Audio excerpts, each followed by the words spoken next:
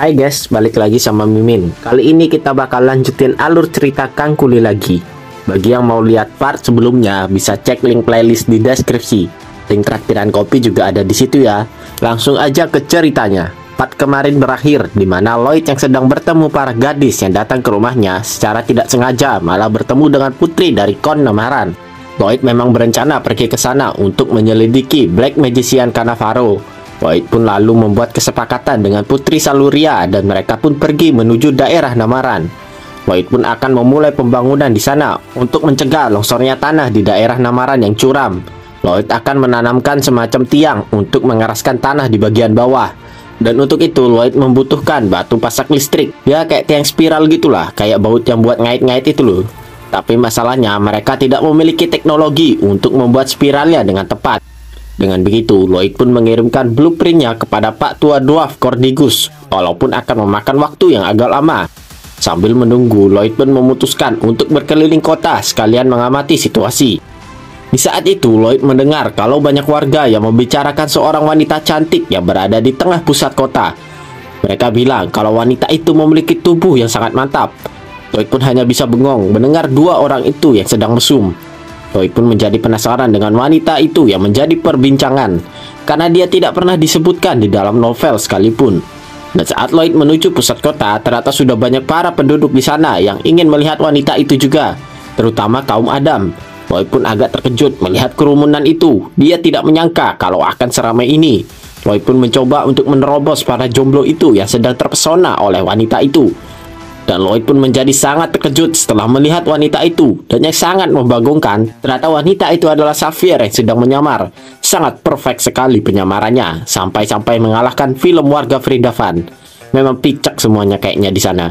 Lloyd langsung memasang ekspresi yang sangat membagongkan. Dia bergumam, jadi itu tubuh yang dibilang mantap sama para warga ya.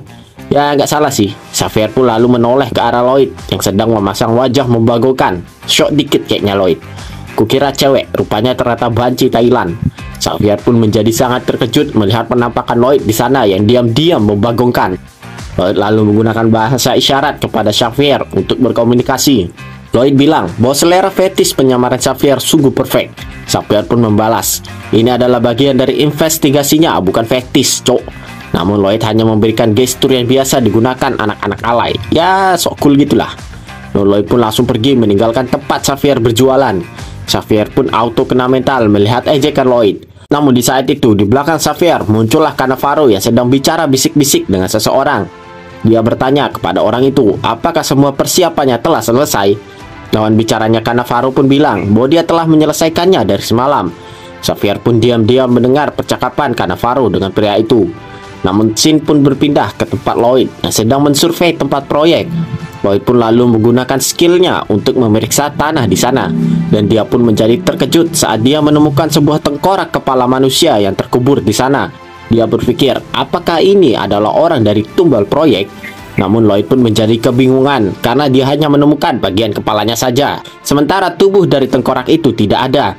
Namun Lloyd malah menjadi tambah terkejut saat dia mencari ke segala arah. Dia malah menemukan tengkorak kepala yang lain. Tidak hanya terdapat dua tengkorak, namun Lloyd menemukan tengkorak yang lain tidak jauh dari tengkorak pertama. Lloyd pun mendapatkan firasat yang buruk akan hal ini. Dia pun langsung menggali keluar tengkorak-tengkorak itu dari tanah. Namun scene berpindah ke tempat Cannavaro yang sedang melakukan pertemuan rahasia dengan sekte sesatnya. Cannavaro bilang bahwa acara besarnya akan segera dimulai sesuai rencana mereka. Namun scene berpindah ke tempat Lloyd lagi. Lloyd yang telah menggali tengkorak itu menemukan kalau tengkorak itu diselimuti oleh black magic.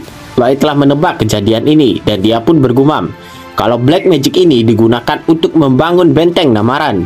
Lloyd pun lalu tersenyum melihat ini semua. Dan di saat yang sama, Cannavaro sedang melanjutkan perjamuannya. Mereka pun bersulang dan berkata, ini semua demi kedatangan Hell Knight. Sementara itu, Lloyd bergumam kalau rencana Cannavaro yang sudah dipersiapkan sejak lama akan hancur berantakan dibuatnya. Lloyd pun menggunakan skill absorb mananya untuk menyerap black magic itu. Dan Lloyd pun memurnikannya dengan skill purification. Setelah memurnikannya, Lloyd pun mengangkat tengkorak itu keluar dari tanah.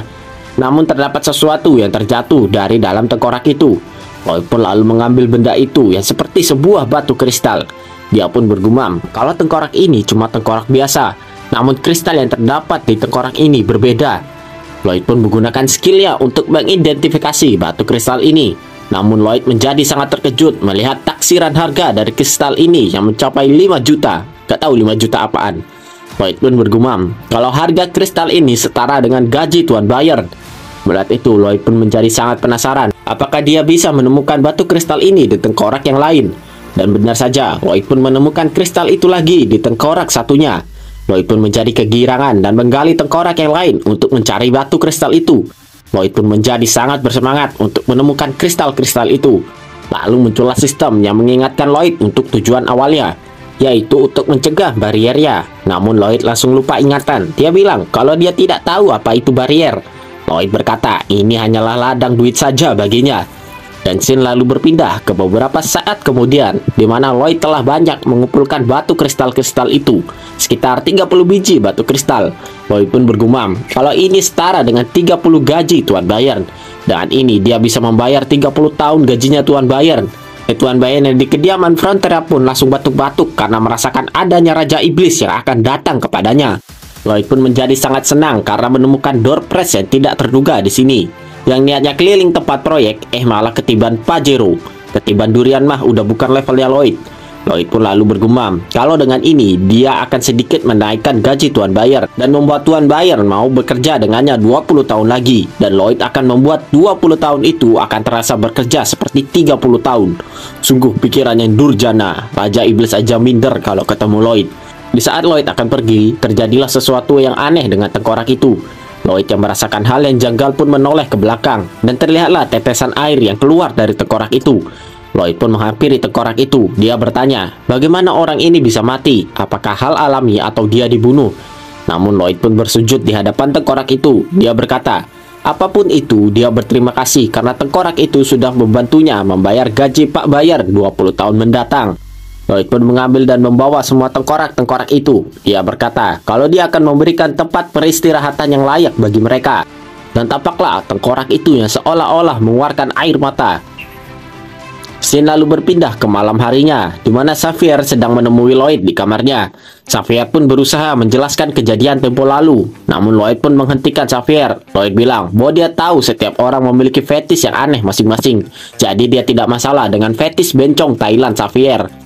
Xavier pun langsung terdiam mendengar perkataan Lloyd. Xavier pun lalu serius dan mencoba untuk menjelaskannya lagi kepada Lloyd. Dia melakukan itu semua hanya untuk menyamar, karena semua orang di kota ini sudah tahu kalau dia adalah seorang kesatria. Namun Lloyd pun menjawab, udah, aku ngerti kok, rahasiamu aman padaku. Sontak Xavier pun terdiam lagi mendengar kelakuan bangsatnya Lloyd. Xavier pun lalu menghela nafasnya karena sangat capek dengan Lloyd. Dan Lloyd lalu bertanya, sejak kapan Xavier memiliki fetis menjadi bencong Thailand? Sontak Xavier pun ngamuk-ngamuk karena terus dibilang bencong Thailand oleh Lloyd. Lloyd pun langsung berakting dengan sempurna. Kenapa Xavier marah-marah kepadanya? Apakah Xavier segitu tidak sukanya sama bencong Thailand yang kekar? Sontak Xavier pun kehabisan kata-katanya untuk menjawab pertanyaan Lloyd. Namun Xavier lalu merubah topik pembicaraannya. Dia bilang kalau dia telah berhasil memasuki mansion milik Cannavaro. Lloyd pun lalu bertanya, apa yang Xavier temukan di sana? Xavier berkata bahwa di dalam mesin itu terdapat pintu yang mengarah ke dalam tanah. Xavier menjelaskan bahwa dia awalnya ragu dengan Lloyd yang mencurigai Cannavaro karena dia terlihat seperti orang yang baik. Namun setelah melihat kalau Cannavaro menyembunyikan pintu rahasia di rumahnya, itu berarti dia bukan orang yang baik. Jadi Xavier mengakui kalau insting Lloyd benar lagi kali ini.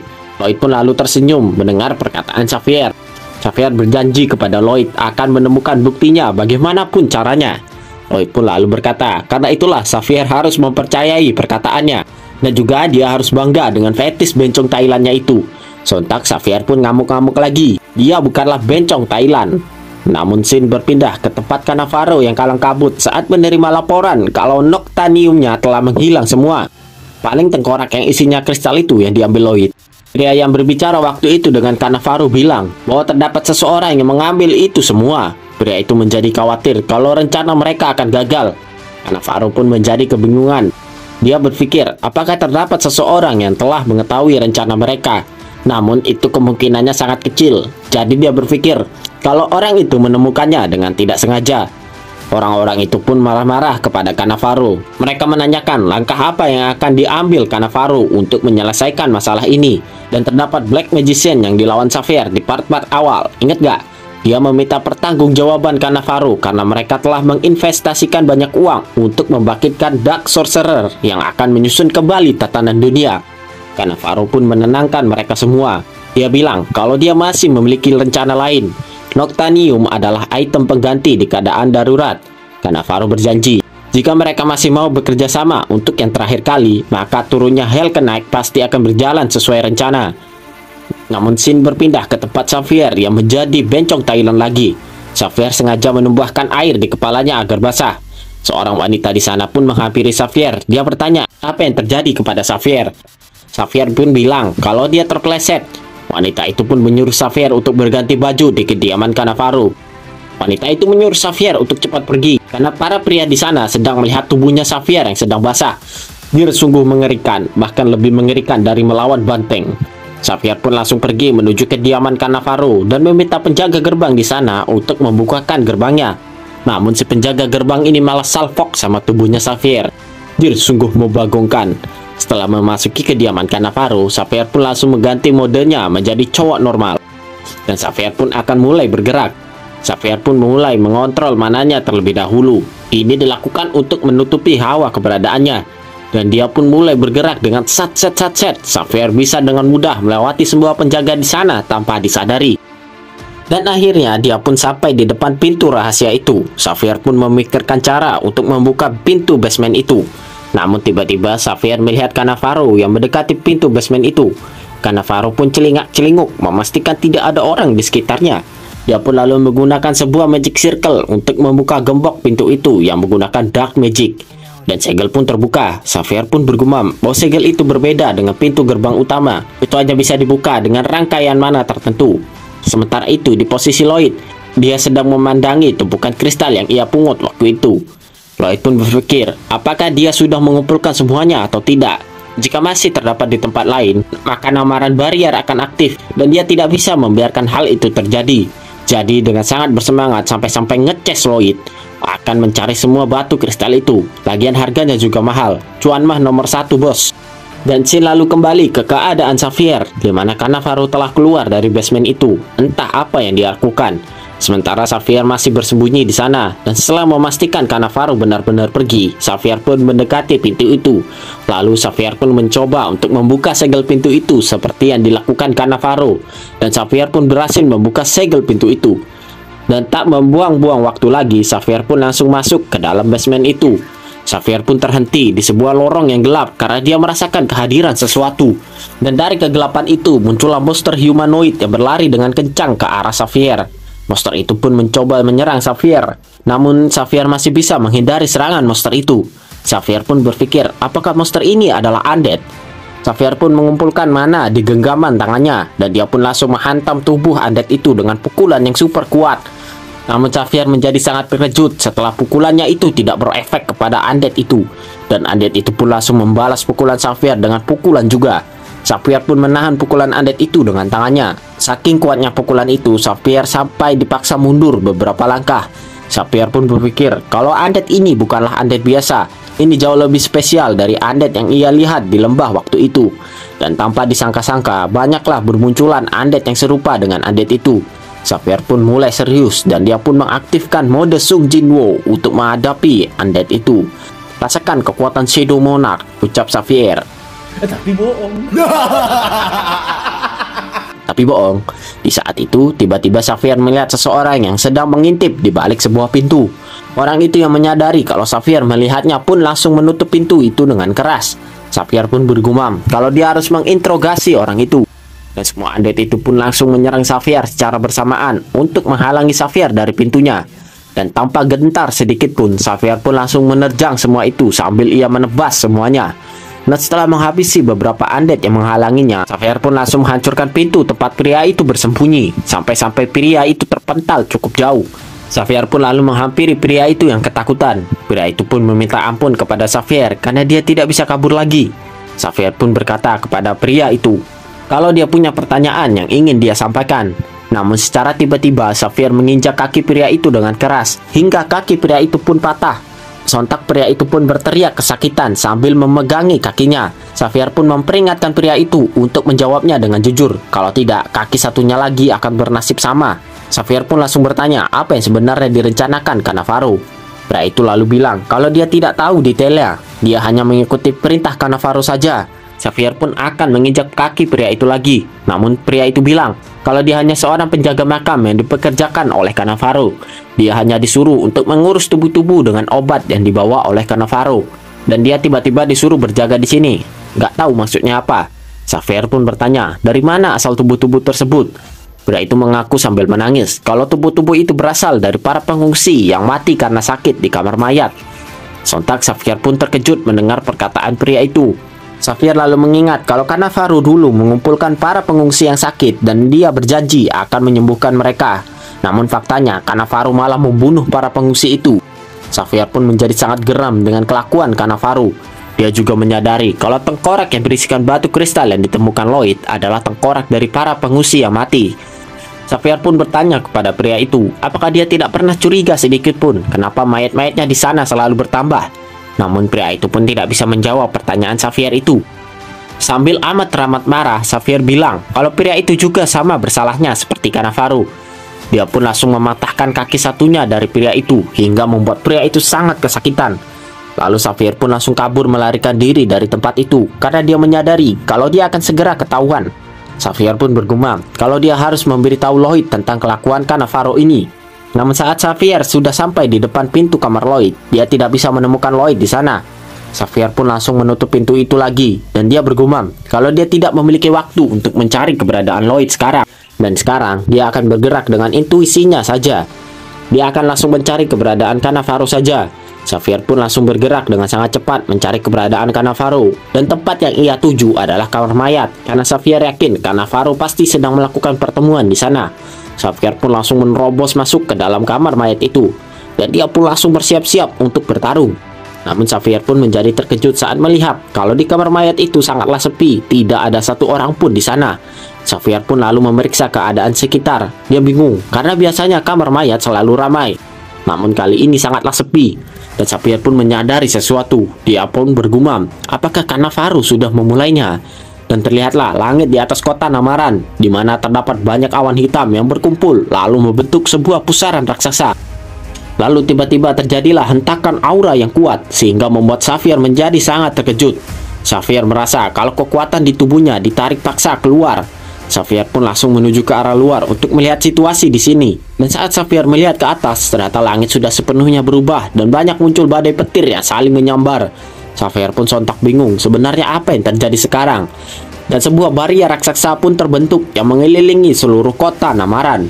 Dan setelah barrier itu terbentuk, pedang aura milik Xavier pun mulai menghilang diserap sesuatu yang tak kasat mata. Bukan hanya Xavier saja yang mengalaminya, namun para penduduk di sekitar Xavier pun terduduk kesakitan karena energi kehidupan mereka diserap. Xavier pun menjadi sontak sangat panik. Dia berkata kalau Lloyd pasti sedang dalam bahaya juga. Dan Sin lalu berpindah ke tempat Putri Saluria yang terkejut melihat barrier yang mengelilingi seluruh kota. Namun dia menjadi sangat terkejut saat melihat semua pelayannya merasa kesakitan sampai lemas. Putri Saluria pun langsung berlari menuju ke arah luar. Dia tidak tahu pasti apa yang sebenarnya terjadi, tapi dia harus membantu mereka semua. Putri Saluria pun menenangkan dirinya kalau dia akan baik-baik saja sambil dia memegang liontin yang ia pakai. Namun Sin lalu berpindah ke tempat salah satu Black Magician yang mengaktifkan barrier ini. Ia berkata kalau Noctanium yang diberikan oleh Cannavaro benar-benar bekerja dengan baik. Dan dia yakin kalau Hacknight akan muncul. Dia pun lalu tersenyum lebar dan berkata kalau dunia ini akan menjadi milik mereka. Namun tiba-tiba muncullah Lloyd dengan ekspresi yang lebih menakutkan dari Valak di samping wajah pria itu. Lloyd bertanya, dunia milik mereka? Apa maksudmu? Sontak pria itu pun menjadi sangat terkejut melihat Lloyd tiba-tiba ada di sampingnya. Lloyd pun bertanya kepada pria itu. Lloyd bilang kalau dia telah melihat 30 orang yang berdiri sama seperti pria ini. Dan mereka mengelilingi seluruh kota. Lloyd bertanya, apakah mereka sedang melakukan ritual untuk memanggil hujan atau bagaimana? Mana bisa mereka manggil hujan? Karena remote AC-nya ada di Mbak Rara. Namun pria itu tidak menjawab pertanyaan Lloyd dan malah diam sambil bercucuran keringat. Sontak mereka pun menjadi saling diam-diaman. Lloyd pun langsung ngegas dan dia mendekatkan wajahnya ke pria itu. Lloyd bertanya, apa yang pria itu pikirkan dan kenapa dia tidak menjawab pertanyaannya? Apakah aku tidak dianggap ada? Jawab Lloyd. Kayak kalian yang nggak dianggap sama doi, kasihan. Pria itu sambil gemetaran bergumam, kalau jantungnya hampir mau copot tadi. Dia tidak pernah melihat wajah sejelek itu selama hidupnya. Pria itu tidak akan meladeni Lloyd, karena proses pemanggilan Hell Knight akan hancur berantakan jika dia membuka mulutnya walaupun sedikit. Lloyd yang dari tadi dikacangin oleh pria itu pun memutuskan untuk pergi dan meninggalkannya. Lloyd berkata, oke fine kalau gua nggak dianggap. Dan pria itu pun lalu melirik ke arah Lloyd sambil dia bercucuran keringat. Dan ternyata Lloyd tidak pergi dari sana. Namun dia malah bersiap-siap untuk mementung pria itu dengan sekop legendarisnya. Lloyd sambil bersiap-siap berkata kalau dia ingin melihat sampai kapan pria itu tidak bergeming darinya. Lloyd pun langsung menghantamkan dengan keras sekopnya ke arah muka pria itu, biar tobat. Namun Lloyd menjadi sangat terkejut saat dia melihat sekopnya malah rusak setelah menghantam pria itu, dan pria itu masih baik-baik saja. Pria itu lalu bergumam, kalau sihir pelindungan yang diberikan Kanavaru bekerja dengan sangat baik, cair ini tidak akan hancur hanya dengan sekop saja. Lloyd yang merasa tertantang pun langsung bersiap untuk menghantamkan sekopnya lagi. Namun kali ini Lloyd menambahkan mana blast agar lebih gurih. Sontak pria itu yang awalnya percaya diri pun menjadi kalang kabut setelah melihat sekop Lloyd yang menggelegar.